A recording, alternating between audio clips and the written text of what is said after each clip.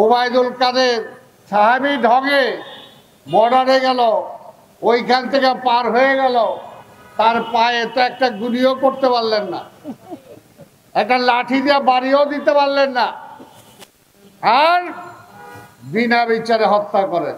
তাই বলতেছি, সময় সব সময় একরকম যায় না।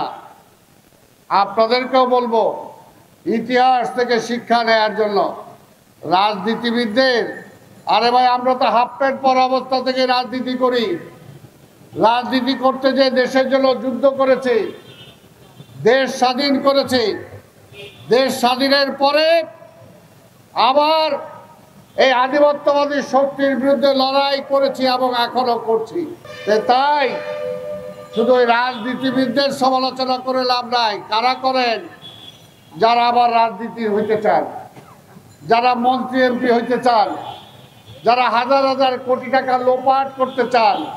তাই বলবো, আজকে রাজনীতির যদি সংশোধন করতে হয়, রাষ্ট্রের যদি সংস্কার করতে হয়, রাষ্ট্র পরিচালনার দায়িত্ব নেবে রাজনীতিবিদরা।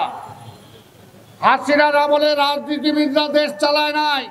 হাসিনার আমলে পার্লামেন্টে রাজনীতিবিদরা ছিল না। কারা ছিল? আপনারা হিসাব করে দেখেন, চেহারাগুলো দেখেন, চেহারা দেখেন।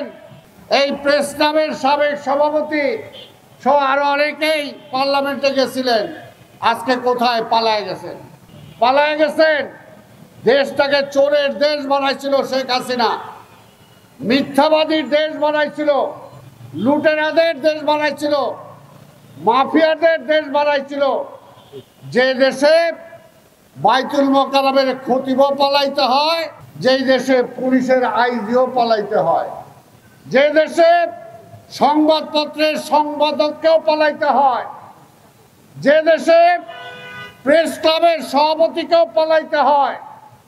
দেশটাকে দলীয়করণের কোন পর্যায়ে নিয়ে গিয়েছিলেন? দলের বাইরে, দলও না, শেখ হাসিনার বাইরে, আধিপত্যবাদী শক্তিদের বাইরে কেউ এই দেশে শান্তিতে ঘুমাইতে পারে নাই। ভয়ে অস্থির থাকতো, কখন আমাকে ট্রান্সফার করা হবে। ভয় অস্থির থাকতো, কখন আমার বাড়িঘরটা দখল করা হবে। ভয় অস্থির থাকতো, কখন পুলিশ আমাকে নিয়ে বিনা বিচারে হত্যা করবে।